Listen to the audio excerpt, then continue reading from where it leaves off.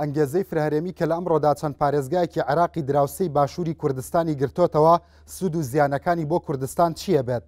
ئەگەری هەیە لەم سینارۆ تازانەدا کورد چی دەست بکەوێت یاخود چی لە دەست بدات؟ ئەمە ڕابوون و ڕاچەنینی پێکاتە ئیتنیکی و ئاینیەکانی ناو عێراقا دژی شوناسی درۆزنانە و مزەیەفی یەکێتی و یەکپارچەیی کە 80 ساڵە هەر لە بەرژەوەندی ئینگلیزەوە تا مەلەکی و کۆماری و بەعسیەکان گۆرانی بۆ دەوترێت یان زیاتر گواستنەوەی جەبهەی سونی شیعیە بۆ سەر خاکی نەگەڕاوی هەرێمی کوردستان و دیسان سونە مەیلی هەیە دۆڕان و پەراوێزخستنی خۆی لە عێراقدا لەسەر حسابی سەروەت و سامان و خاکی نەگەڕاوی کوردان بنیاد بنێتەوە؟ وەک چۆن سونیەکان بەدەنگی بەرز گزارش لەوە دەکەن چیتر عەبدایەتی لە عێراقدا قبوڵ ناکەن، ئایا کوردیش ئامادەیە ئەم قەیران و نەکڵۆکەی عێراق بۆ بەرژەوەندیەکانی خۆی بقۆزێتەوە یاخود کورد هێشتا نائامادەیە و وزە و ئینەرژی سەرکردەکانی هەر لە بچووکردنەوەی یەکتر و قەیرانسازی ناوخۆییدا خەرج دەکات؟ بینەڕێن بەڕز و خۆشەویستان سلااوتان لەبێ خۆشحاڵم بۆ جارێکتر دەمێت داریە بەڕز و خۆشەویست ئەمە بابەتی دیالۆگی ئەم جارەمانە لەگەڵ بەڕێزان فەرید ئەسەسەرد ئەندامی سەرکردایەتی یەکێتی نیشتیمانی کوردستان هاوکات بەڕێوەبەری سنتەری لە کۆڵینەوەی استراتیژی کوردستان لەگەڵ بەڕێز شۆڕش حاجی سەرۆکی فراکسیۆنی گۆڕان لە ئەنجومەنی نوێنەرانی عێراق زۆر بگەرم بە خێراتتانەکەم سپاس بۆ ئامادەبوونتان. سەرتاش لە جەنابتانەوە دەست پێکەم ئەمەی کە عێراقی پێ گوزارێت ناوی بنێن چی؟ پێم وایە ورترین دەستەواژە بەکاری بین ئەوەیە کە قەیرانێکە کاریگەری زۆر خراپ لەسەر پرۆسی سیاسی ئێستای عێراق بەجێ دێڵێت. ئەگەر ئەم قەیرانە بەردەوام بێت بە دڵنیاییەوە هەڕەشەیەکی زۆر لەسەر هەڵوەشانەوەی خودی هاوپەیمانیەکان و خودی پەیوەندیەکانی کە ئێستا لە ئارادان و خودی پرۆسی سیاسی دروست ئەبێت. ئێستا ئەمە هەڕەشەیە لە ئارادایە چونکە گەورەترین دوو گروپ لە عێراقا گەورەترین دوو گروپی کاریگەر لە سیستمی سیاسی عێراقا کە سونە و شیعان لە قۆناغێکی زۆر خراپی گەیشتنی پەیوەندیەکانە بە بنبەست. ئەمە پێم وایە مایە هەڕەشێکی زۆر گەورەی لەسەر پرۆسی سیاسی. چیە گەورەترین دوو گروپی زۆر کاریگەر شیعە و سونەن لە عێراقا؟ ئێمە ئەگەر لە ڕووی نەتەوەیە سەیری بکەین کورد و عەرەبمان هەیە. لەناو عەرەب ڕۆڵی سەرەکی لە عێراقا هەیە بمانەوە نەمانێت ئەمە ڕاستیەکە. لەناو عەرەبەکانە شیعە ڕۆڵی سەرەکی هەیە بەڵام سونەکانیش ڕۆڵێکی زۆر گەورە و کاریگەریان هەیە. هەر یەکێک لەوانە پشتیوانی ناوچەیی هەیە، پشتیوانی نێودەوڵەتی هەیە، ئەزمموی تایبەتی خۆی هەیە، دەسەڵاتی هەیە، ئامرازی کاریگەری هەیە بۆ بەرگری لە خۆکردن بۆ گەیاندنی زیان بە لایەنەکەی تر ڕۆڵی خۆی هەیە، مێژووی خۆی هەیە. لەبەرەوە ئەمە بە دڵنیاییەوە هەمووشمان لە یەک دەوڵەتە ئەژین ئەو پەیوەندیە بگات بە بنبەست لە نێوانیانە کاریگەری لەسەر هەموو دەوڵەتەکە بەجێ دێڵێت. ئەمە ئەگەر قرار بێ ناوی بنێن قەیران ئەمە ڕیشەی مێژووی هەیە یا زادەی پاش پرۆسەی ئازادی عێراقا؟ ئەگەر بچینەوە سەر ڕیشە مێژوویەکەی ئەمە ئەبێت 1400 ساڵ بگەڕێنەوە بۆ دواوە ئەچینەوە سەر پەیوەندیە خراپەکانی نێوان شیعە و سونە. ئەمە 1400 ساڵە ئەو پەیوەندیە بە خراپی بەڕێوەچووە ڕنگدانەوەی ئێستا شەر هەیە. بەڵام ئێستا ئەبێ بچینەوە ئەو هەلومەرجێک کە ئێستا هەیە ئەبێ بچینەوە سەر 2023 بە شێوەیەکی گشتی کە جۆرێک لە سندنەوەی دەسەڵاتی لە سونەکان تێدا بوو بۆ گروپەکانی تر. وەرتریش ئەگەر بچینەوە سەر 2009 کاتێک کە ئەنجامەکانی هەڵبژاردن دەرکەوتن 2010 بوو کە ئەنجامەکانی هەڵبژاردن دەرکەوتن و لەوێ کێشەیەکی زۆر گەورە لەسەر مەسەلەی ئەو خاڵی دەستور پەیدا بوو کام گروپ سەرکۆمار ڕای ئەسپێرێت حکوومەت پێک بێنێت. ئەمە بەشێکی زۆری ئەگەڕێتەوە سەر ئەمە. ئەنجا بە شێوەیەکی سەرەکی خاڵی سەمیان ئەوەیە کە ئەوانەی کە پاش 2023 دەسەڵاتی سیاسیان لە عێراق گرتە دەست بە دڵنیاییەوە نەیانتوان دەوڵەتێکی مەدەنی، دەوڵەتێکی دیموکراتی، دەوڵەتێکی دابینکەری یەکسانی سیاسی لە نێوان هەموو گروپەکان پێک بێنن. بە دڵنیایەوە ئەم شکست لە دروست نەکردنی ئەم جۆرە دەوڵەتە زوو و لە ماوەی نزیک قەیرانی لێ ئەکەوێتەوە. یەکێ لەوانە ئەو قەیرانەیە کە ئەم ساڵ پێشبینی ئەکرا قەیرانی گەورەی بگات بەو ئاستەی ئێستای قەیرانەکە. وەکو بەڕێز فەرید ئەسەسەرد وەکو بەڕێوەبەری سنتەری لێکۆڵینەوەی استراتیژی کە گرنگی بە دراسە استراتیژیەکانیان ئەم دەرەنجامەی کۆتایی کە باست کرد ئەمە بۆ تۆ مفاجعە بوو یا چاوەڕوان کراو بوو؟ ئەمە پێم وایە ئەمە چاوەڕوان کرا بوو چونکە بەتابەتی لە سەرەتای ئەم ساڵ کێشەیەکی زۆر لەسەر مەسلەی دەسەڵاتی پارێزگاکان و دەسەڵاتی ناوەند هاتەکایەوە هەروەها هەست بەوە ئەکرێت کە سیاسەتی ئێستای سەرک وەزیران لە خولی دووەمی حکومڕانیدا زۆر جیاوازە لەوەی پێشوو هەست بەوە ئەکرێت کە تا ئەندازەیەکی زۆر ئەنجێزەی شیعگەرایی زۆرتیایە ئەنجێزەی تاکڕەوانەی زۆرتیایە ئەگەر بەوردی سەیری بکەین من پێم وایە ئەبێت بەو جۆرە سەیری بکەین کە سیاسەتی ناوخۆیی حکوومەتی مالیکی شکستی هێناوە هەموو کێشەکانی لەگەڵ هەرێمی کوردستان وەکو چۆن 5 ساڵ 6 ساڵ لە ئارادا بوو تا ئێستا وەک خۆیمەوە هیچ چارەسەرێکی بۆ نەدۆزیوەتەوە پەیوەندیەکانی لەگەڵ سونەکان لەگەڵ عێراقیە ڕۆژ بە ڕۆژ بەرەو خراپی ئەچێت پەیوەندی ئەو وەکو حکوومەت لەگەڵ پارێزگاکانە بەرەو خراپی چۆن نەکات پارێزگا سونیەکان لەگەڵ پارێزگا شیعەکانیشە پەیوەندیە نێودەوڵەتیەکانیشی تا ئەندازیەک شێواوەیەکی تێکەوت چکە ئێستا ئەگەر بە وردی سەیری بکەنە بینین عێراق سیاسەتی دەرەوەی عێراق جیاوازە لە سیاسەتی جامعی عربی کە خۆی ئەندامەتیایدا پەیوەندیەکانی ئێستای عێراق و تورکیا لەسەر هەندێک مەسەلە لەوانە لە مەسەلەی سووریا جیاوازەیەکی زۆری لەگەڵدایە سیاسەتی عێراق سەبارەت بە مانەوەی یاخود کشانەوەی هێزەکانی ئەمریکا ئەمە گومان هەیە کە ڕنگدانەوەی سیاسەتی هەندێک دەوڵەتی تر بێت و حکوومەت نەیتوانی بێت دیدی خۆی یا تێڕوانینی خۆی سیر بسەپێنێت بۆ مەسەلەکە وەکو گومان هەیە ڕاستە تا ڕادێک لە تەحلیلەکانی کەی بیستین سەبارەت بە کشانەوەی هێزەکانی ئەمریکا گومان هەیە کە ئەم حاڵەتانی کە باست کرد دیدی خۆت چییە بە کورتی؟ ئەم پێم وایە ئەمە قەیرانێکە حکوومەتی مالێکی هۆی سەرەکی دروستبوونیەتی و ئەم حکوومەتە تا لەسەر ئەم سیاسەتە بڕوات ناتوانێت چارەسەرێکی گونجاو بۆ ئەم قەیرانە بدۆزێتەوە. سپاس بەڕێز شەڕش حاجی ئەمە ئەکرێ بە ڕەهایی بڵین قەیرانە یان لە ڕوانگەی ئەو باگراوندا مێژویەی کە بەڕێزیان شرۆڤیان کرد لە هەمان کاتا ئەکرێ بڵین قەیرانە و ڕەنگە سەرەتای ڕەوینەوەی قەیرانیش بێت یان خوێندنەوەی تۆ چیە بووی؟ بڵێ من پێم وایە تەمەنوەکو کاکفەری دوتی منش هەر پێم وایە ئەمە قەیرانە و دەرەنجامی هەموو ئەو مێژووە سەختەی ڕابردووی گەلی عێراقە کە لەلایەن تاکە حیزبێکەوە یا لەلایەن کەمینەیەکی گەلەکەوە هەویەکیان بەسەرا سەپێنراوە کە بڵین کەمینەی عەرەبی سونەیە لە عێراق و نە شیعە نە کورد نە کەمەنەتەوایەتەکانی تر ئامادە نەبوون ئەو هەویە وەربگرن بەڵام کە سەدام ڕووخا هەموو خەڵک بۆ هیوایە بوو و دەستوری عێراق بە شێوەیەک لە 2004 و دواتر نووسرایەوە و سیاغەکرا بە شێوەیەک بوو کە ئەم هەویە بە زۆر سەپێنراوە بەسەر هەموو پێکاتەکانی عێراق لەلایەن کەمینەیەکی عەرەبی لە عێراق ئەم هەویە بسرێتەوە و هەموو کەمەنەتەوایەتیەکان هەموو پێکاتەکانی عێراق هەست بەوە بکەن کە ئەمان شەریکن لەم دەوڵەتە دەستور لەسەر ئەساسە دەوڵەتە بەردەوام هەنگاو بووە لە قەیرانەوە بۆ قەیران لە قەیرانەوە بۆ قەیران بێگومان بەڵام لە دوای ڕوخانی سەدامەوە ئەمە خاڵی وەرچەرخان بوو خاڵی وەرچەرخان بوو کە بۆ یەکەم جار هەموو پێکاتەکانی عێراق وەک یەکدا بنیشن دەستورێک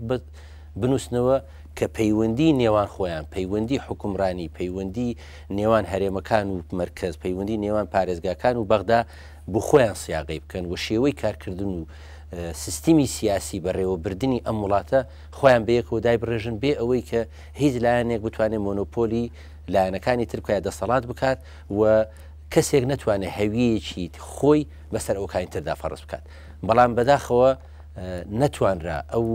ئاڵوگۆڕە گەورەیە یاخود بڵێن ئەو وەرچەرخانە بە قازانجی ئەم بۆچوونە تازەیەی عێراق کە عێراق پێکاتوە لەو پێکاتانە هەمووی و هەموو پێکاتەکان شەریکن لەم وڵاتە وەکو چۆن تاریخیەن و لە ڕووی مێژوویەوە و لە ڕووی جوگرافیەوە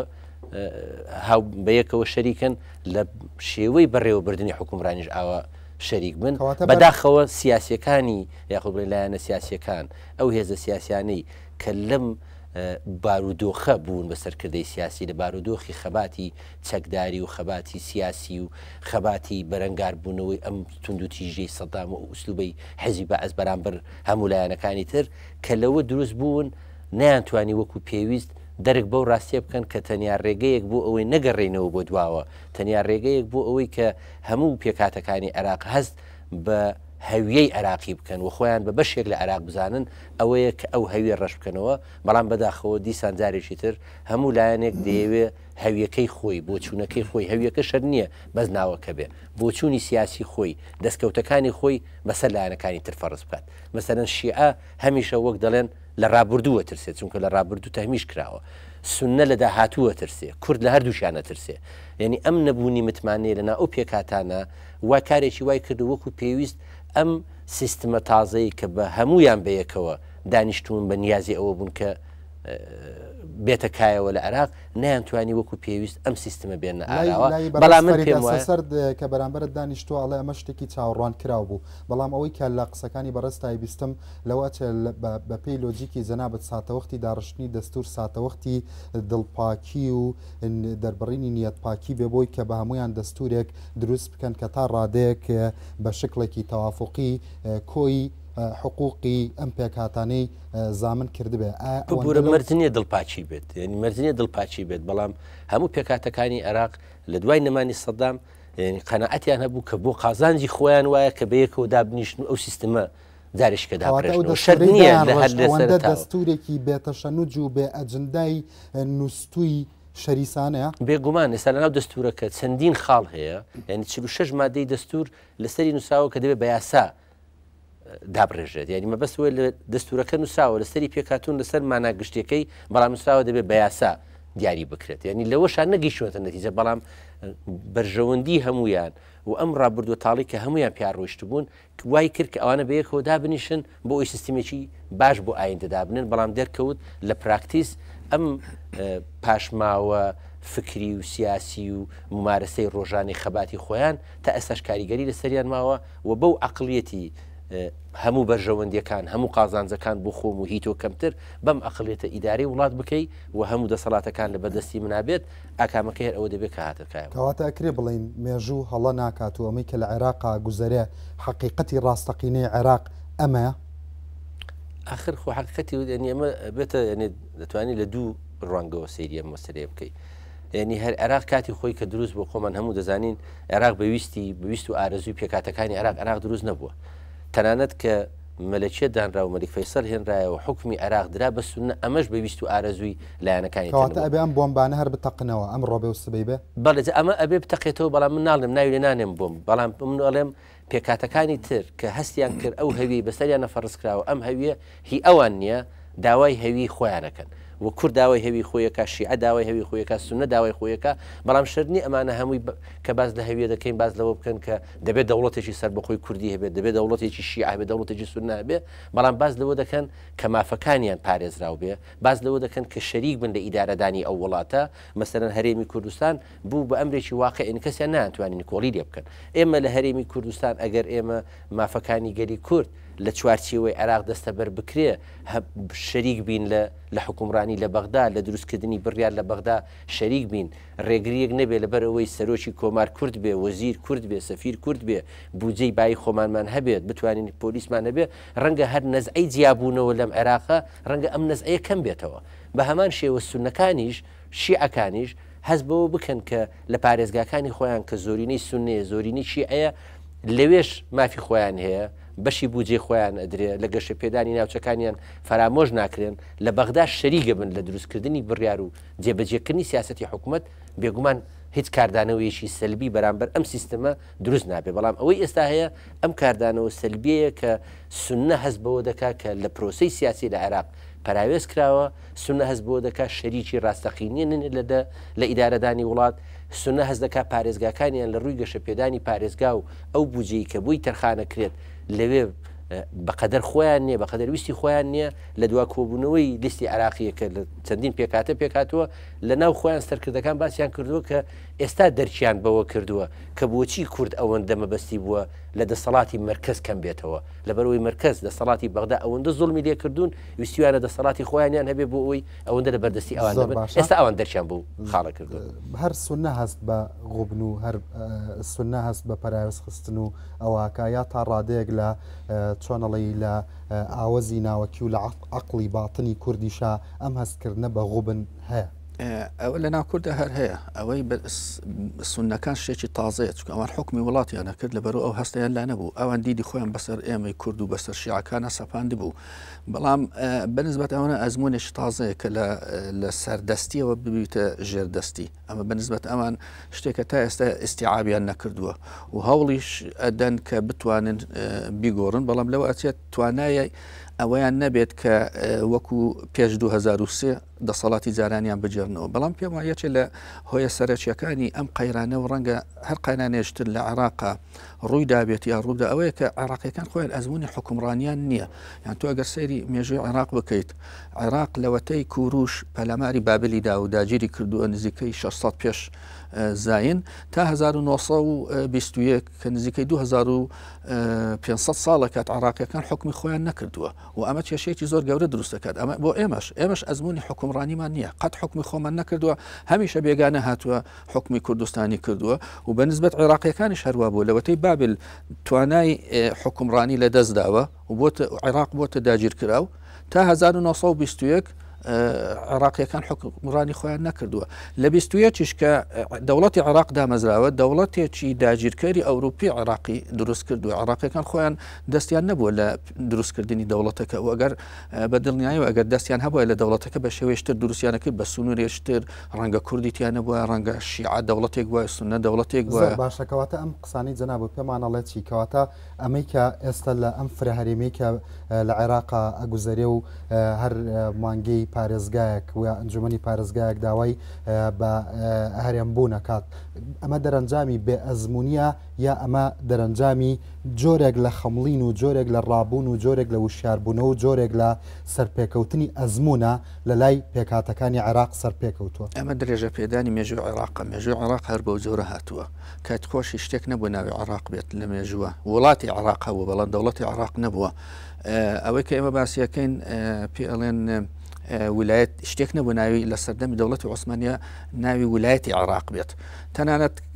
بۆ کۆتایی ینی ئەخیر جار کە عێراقدا بەشکرا بوو ویلایەتی بەغدا بوو ویلایەتی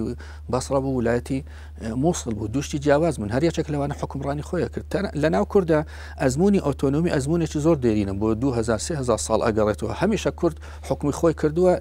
حکومێکی کۆمەڵایەتی نەکسیاسی دەوڵەتێکی داگیرکار هەبوو بەڵام دەسەڵاتێکی زۆری داوەتە کورد خۆی ناوچەکان خۆی بەڕێوە بەرێت بەنسبەت عەرەبەکان بەشێکی زۆری مێژوشیان هەر بەو جۆرەیە ئەوە خۆیان بەڕێوە بردووە و هەمیشە ئەوەی کە لە باشووری عێراق ژیاوە وا سەیری نەکردووە کە ئەو سەر بە بەغدایە بەغدا شتێک بووە مووسڵ شتێک بووە بەسڕە شتێک بووە مێژوو عێراق یعنی ئێمە خۆشمان زۆر بەباشی دراسەمان نەکرد کە باسی شیعەکەین شیعە هەمووی ڕەنگە 200 ساڵ بێت کە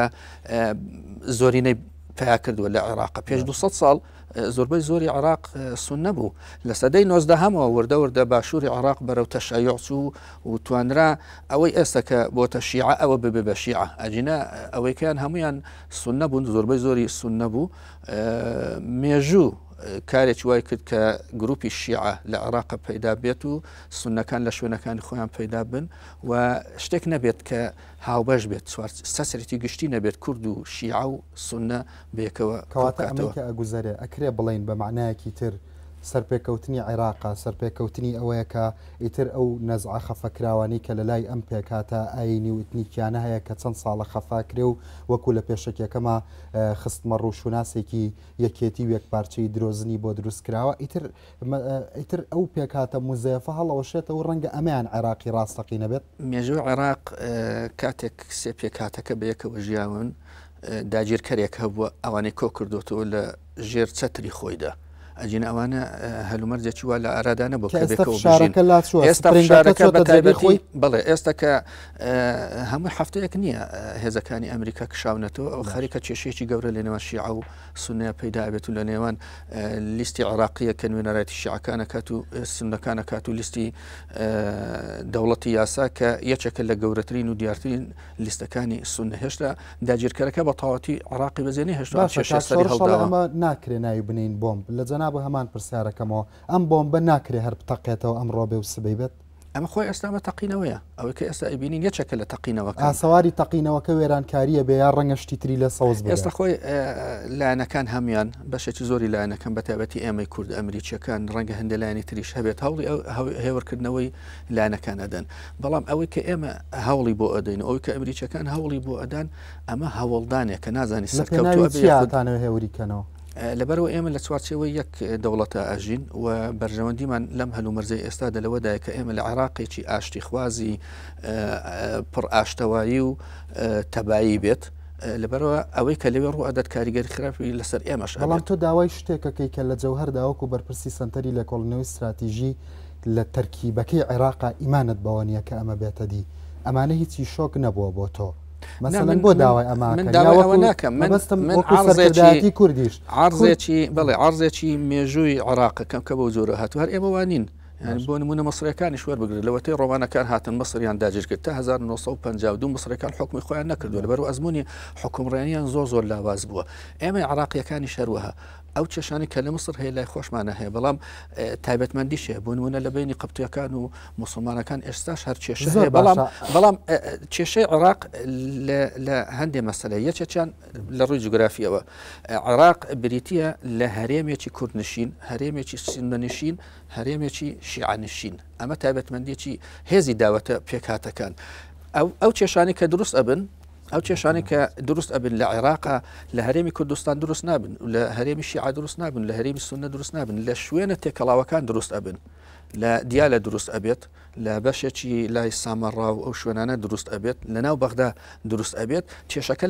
لەوێ ئەتەقێتەوە یاخود لە کەرکووک و شوێنە ناوچە جێناکۆکەکان ئەو شوێنانەی کە تێکەڵاون کێشەکە لەوێ ئەتەقێتەوە ڕنگدانەوەی ئەبێت لەسەر ئەوانی کە بوون من ئەگەر شتێک سبێ ئەگەر شەڕی کورد و عەرەب بوو لە کەرکووک ئێمە تەماشاکەر نابی ڕەنگە هێزی پێشمەرگە بنێرین ڕەنگە خەڵک چەک هەڵگرێت خۆی بچێت دیفاع لە کوردەکانی ئەوێ بکات ئەمە ڕنگدانەوەی خراپی ئەبێت و هەروە سونەکانیش هەروە و هیچ گرنتێک نیە ئەگەر شەڕی سونە و شیعە بوو لە ناو بەغدا ئەو لەشکرەی کە پێڵێن لەشکری مەهدی و گوایە هەڵوەشێنراوەتەوە لە پڕێکە دروست نەبێتەوە و دەست نەکات بە کوشتنی سونە زۆر باشە وەڵامەکە ڕوونا لە پەیوەستبوونەوەی ئەم پرسانەدا بە کورد و بە هەرێمەکەی و بە خاکە نەگەڕاوەکەی و بە باشووری کوردستانەوە من ناڵم بە هەرێمی کوردستان چونکە هەرێمی کوردستان تەمسیلی یان نمایندەی کۆی خاکی کوردستان ناکا بە گشتی بە ناوچە بە خاکی نەگەڕاوەشەوە کە پێوترە خاکی جێناکۆگوزار لە ئەدەبیاتی میدیای کوردیدا ناوی زۆرە خوانەی بڕێ لەکوێ پەیوەستە بێتەوە بە کوردەوە لەکوێ بە مەترسی ئەزانی وە کورد ئەگەری هەیە چی لە دەستبات وە ئەگەر حەکیمانە مامەڵە لەگەڵ ئەم دۆزە و لەگەڵ ئەم سیناریۆ نوێیانە بکە ئەگەری هەیە چی بەرێتەوە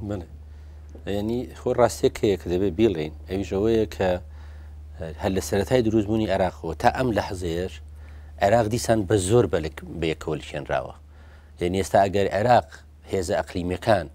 ناوچەکە مەسەن سعودیە لەلایەک و عەرەب لەلایەک ئێران لەلایەک ئەمریکا لەلایەک ئیسرائیل و سووریا لایەک ئەگەر ئەوانە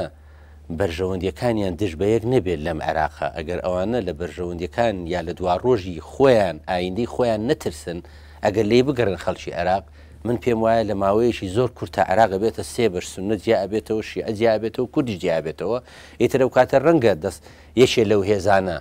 حەزی لەوە بێت کە دەسەڵات بخاتە سەر ئەوکانی تریجا شوێنەکانی ئەوانش داگیر بکات بەڵام ئەگەر ئەم هێزە ئەقلیمیانە و ئەم معادلە جیۆپۆلیتیکی ناوچەکە لێ بگەڕێ ئەم عێراقەوە نامێنێ بەڵام چونکە ئێمە ببوورە مەبەستم چییە؟ مەبەستم لێرە ئەوەیە کە ئێمە